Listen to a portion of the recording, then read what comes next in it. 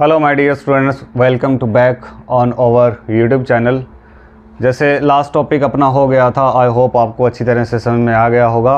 Last जो अपना topic था डेली रूटीन, बहुत इजी टॉपिक था जो मैंने आपको बताया था कि स्टार्टिंग से लेके जो जीरो लेवल की इंग्लिश होती है वहाँ से अपने को स्टार्ट करते हैं। ठीक है, पहले जो अपने टॉपिक करवा दिए वो आपके एज ए एडवांस इंग्लिश ले लें या फिर आपके बेटर होने के लिए ले लें, लेकिन जो डेली रूटीन है उसको अपने सेंटेंस जो मैंने पहले आपको टॉपिक करवा दिए वहाँ पर आप उनको जोड़ के सेंटेंस बना सकते हैं, सीख सकते हैं कि इसकी प्रैक्टिस करके बोल सकते हैं। डेली रूटीन का जो टॉपिक हो गया अपना, बहुत नाइस टॉपिक है, अच्छी तरह से इसको समझना। आई होप आपने समझ में आ गया होगा। सो बढ़ते हैं नेक्स्ट टॉपिक के साथ। तो नेक्स्ट टॉपिक अपना कौन सा होगा, ध्यान से देखना इस टॉपिक को। Make sentence. Make sentences. अपने टॉपिक काफ़ी हो गए हैं, डू, डज, डिड, विल। जैसे आपको पता ही कि अपने चैनल पे काफ़ी टॉपिक हो गए हैं। तो सबसे जो मेन अपने प्रॉब्लम आती है सेंटेंस बनाने की। ठीक है, तो जैसे नॉर्मली अपने टॉपिक ले लेते हैं डू और डज, एक और ले लेते हैं डिड, या फिर एक और विल ले लेते हैं। अगर किसी ने ये टॉपिक अच्छी तरह से समझे हैं तो 100% में से 40% आपको इंग्लिश आने लग गई। अगर किसी ने ये वीडियोस ध्यान से देखी है, इसको समझा है, नोटबुक में नोट करके रखा है, जितने मैंने आपको सेंटेंस स्ट्रक्चर बता दिए हैं, जैसे आपको सेंटेंस स्ट्रक्चर बताए हैं आपने नोट करके रखे हैं, आपने प्रैक्टिस की है, तो आई होप आपको 40% इंग्लिश आने लग गई है।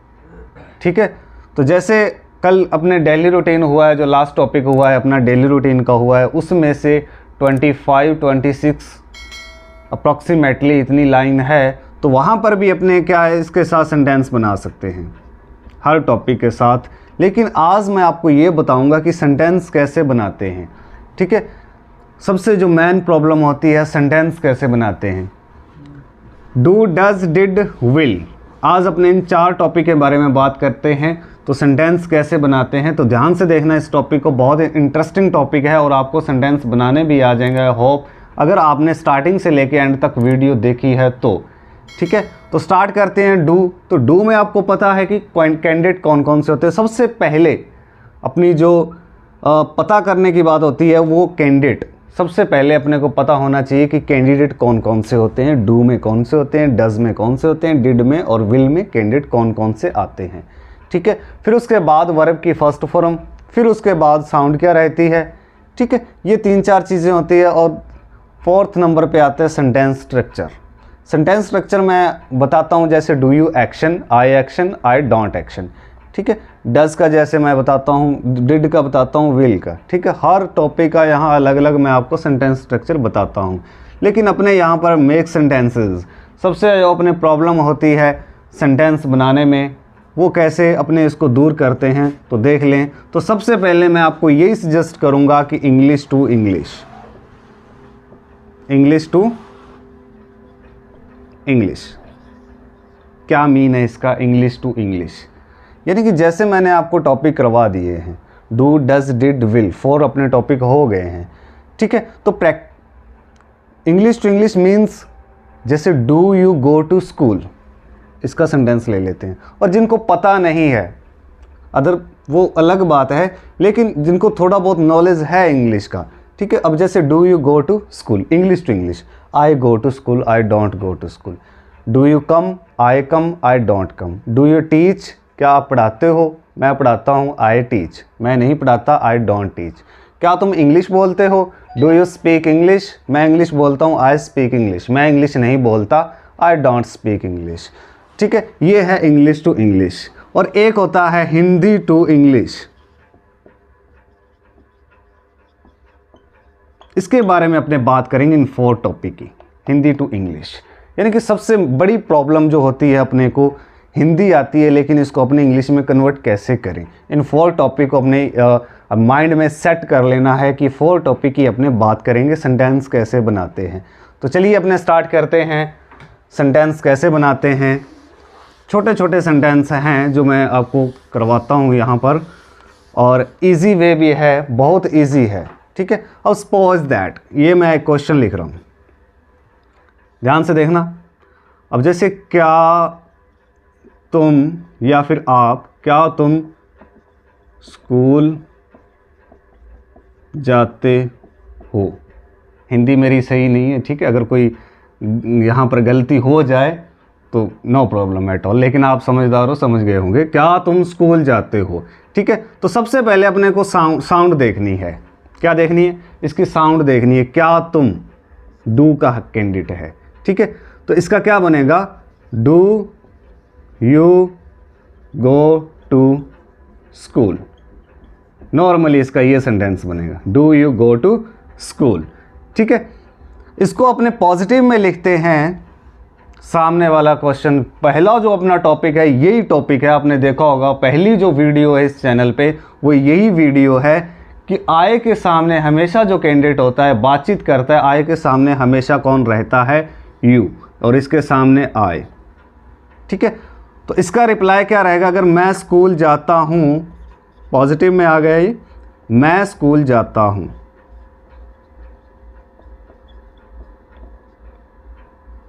आई गो टू स्कूल। और इसको आप क्या बोलते हो? आई बोलते हैं। इसको आई नहीं बोलते, इसको आय बोलते हैं। क्या बोलते हैं? आय। क्या बोलेंगे? आय, ठीक है। अगर नेगेटिव की बात है, मैं स्कूल नहीं जाता, मैं एज एग्जाम्पल आपको बता रहा हूं कि सेंटेंस कैसे बनाते हैं। देखो, मैं स्कूल नहीं जाता, मैं स्कूल नहीं जाता। अगर इस सेंटेंस की अपने बात करते हैं तो ये नेगेटिव में है। किस में है? नेगेटिव में है। तो मैं स्कूल नहीं जाता, I don't go to school, ठीक है। I don't go to school, ठीक है। डू का ये हो गया अपना। और डू में कैंडिडेट कौन कौन से आते हैं? आई, वी, यू, दे। आई को क्या बोलते हैं? मैं। वी को हम, यू को तुम या फिर आप भी बोल सकते हैं, ठीक है, एज ए रिस्पेक्ट। दे, वे, इन चीज़ों का आपको नॉलेज होना चाहिए, ठीक है, तभी आप पूरा एक कंप्लीटली सेंटेंस बना पाओगे, ठीक है। अब जैसे क्या हम क्रिकेट खेलते हैं, इसका एक हिंदी एज एग्जाम्पल अपने देख लेते हैं।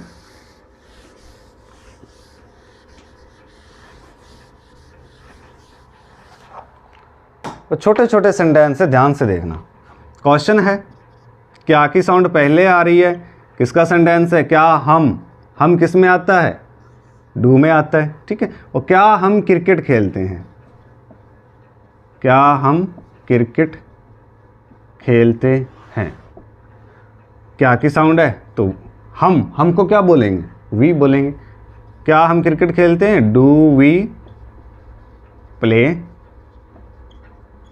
क्रिकेट, ठीक है। और हम क्रिकेट खेलते हैं, पॉजिटिव में है, वी प्ले क्रिकेट। हम क्रिकेट नहीं खेलते, वी डोंट प्ले क्रिकेट, ठीक है। ये हुआ अपना डू कंप्लीट। और डज की बात करते हैं अब, जैसे क्या वह पढ़ाता है, क्या वह इंग्लिश बोलता है, ठीक है। इसका अपने देख लेते हैं। आई होप आपको डू समझ में आ गया होगा। तो नेक्स्ट अपने देखते हैं डज के। डज के सेंटेंस कैसे बनते हैं, ध्यान से देखना। अब डज में सबसे पहले आपको पता होना चाहिए कि डज में कैंडिडेट कौन कौन से आते हैं। प्रेजेंट सिंपल में इसको यूज़ करते हैं, ठीक है। साउंड रहती है लास्ट में, ता है, ती है, ते है, ठीक है। तो अपने कैंडिडेट कौन कौन से रहते हैं इसमें? सिंगुलर की बात करते हैं, ही, शी, इट, नेम, ये कैंडिडेट रहेंगे। अब ठीक है, अब एक सेंटेंस बना के देख लेते हैं। अब जैसे क्या वह इंग्लिश पढ़ाता है। अब जैसे क्या वह क्वेश्चन है, अपने बना के देख लेते हैं पहले। क्या वह इंग्लिश पढ़ाता है, क्वेश्चन है। अब जैसे क्या वह इंग्लिश पढ़ाता है, तो क्या की साउंड पहले आ रही है? वह, तो डज का है ना सेंटेंस से। Does he teach English, does he teach English, तो पढ़ाना क्या होता है? टीच। इंग्लिश में पढ़ाने को क्या बोलते हैं? Teach, TEACH। ठीक है। अब जैसे क्या वह इंग्लिश पढ़ाता है, डज ही टीच इंग्लिश। इसका अपने पॉजिटिव में ले लेते हैं, वह इंग्लिश पढ़ाता है। पॉजिटिव की बात है, तो पॉजिटिव में इसका इंग्लिश में कैसे बनेगा सेंटेंस? ही टीच। अब जैसे मैंने आपको बताया है, पिछली जो अपनी वीडियो आपने देखी होगी, पॉजिटिव में ES या फिर S लगता है वर्ब के साथ। ठीक है। ही टीच इंग्लिश, ही टीच इंग्लिश, वह इंग्लिश पढ़ाता है। ठीक है। ये अपना कंप्लीट हुआ। अब जैसे एक आधा और सेंटेंस देख लेते हैं। अब जैसे क्या वह इंग्लिश बोलती है। अब जैसे क्या वह इंग्लिश बोलती है, तो डज इंग्लिश बोलती है। ठीक है। गर्ल की बात है। डज शी, बोलना क्या होता है? स्पीक। क्या बोलती है? English. Does she speak English, क्या वह इंग्लिश बोलती है? डज शी स्पीक इंग्लिश, तो वह इंग्लिश बोलती है। She speaks English. ठीक है। बहुत इजी सेंटेंस है। अब ट्राई करोगे बनाने की, बोलने की, तो बहुत इजी है। ठीक है। तो नेक्स्ट अपने बात करते हैं डिड की। तो डिड आपको पता होना चाहिए अपने कहाँ यूज़ करते हैं। इसको पास्ट में यूज़ करते हैं, पास्ट सिंपल। तो डिड में सबसे पहले आपको, जैसे मैंने आपको बताया है, जैसे डू डज का बताया है, तो वैसे ही अपने को पता होना चाहिए कि पिछली जो आप वीडियो देखोगे, डिड का एक टॉपिक मैंने करवाया हुआ है, वहाँ पर आप जाके देखोगे तो आपको अच्छी तरह से समझ में आ जाएगा। ठीक है। तो डिड का क्या होगा?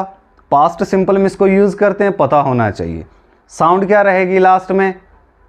या, ये, था, थी, थे, 2 टाइप की साउंड रहती है। गया, आया, गया था, गई थी, आए थे। ठीक है। ये रहेगी साउंड। तो इसमें आंसर में वर्ब की सेकंड फॉर्म रहेगी। अब जैसे एक सेंटेंस बना के देख लेते हैं, जैसे क्वेश्चन ले लेते हैं। अब जैसे क्या वे आए थे।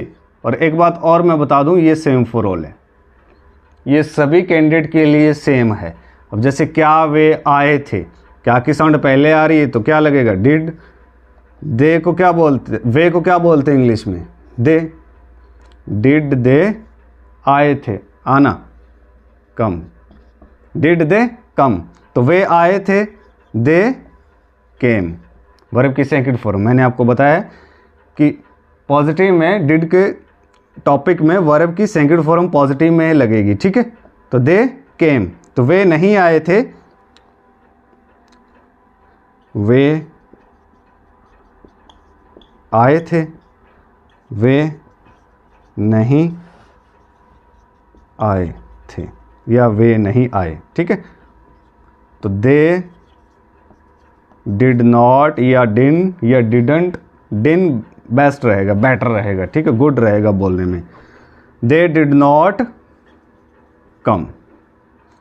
ठीक है। आई होप धीरे धीरे मैं आपको करवाता रहूँगा कि कैसे अपने सेंटेंस बनाते हैं। ठीक है। हिंदी का सेंटेंस है, जैसे इंग्लिश में कैसे उसको कन्वर्ट करेंगे, कैसे बनाएंगे। ठीक है। आई होप ये आपको अच्छी तरह से समझ में आ गया होगा। तो नेक्स्ट अपना जो रह गया एक टॉपिक इस वीडियो में, कौन सा रह गया? Will.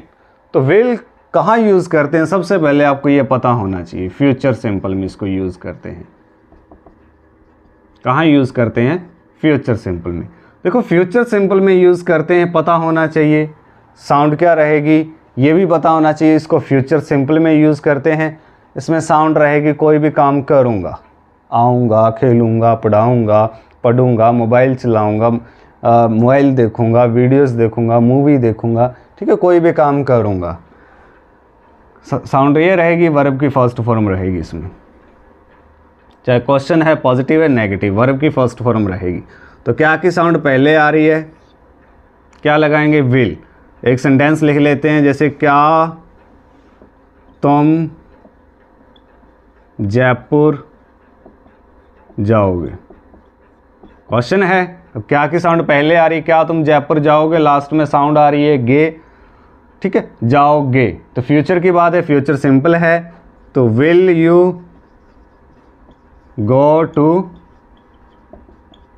Jaipur. Will you go to Jaipur, ये हिंदी का सेंटेंस है और इसको इंग्लिश में कैसे बोलेंगे, will you go to Jaipur. तो मैं जयपुर जाऊंगा,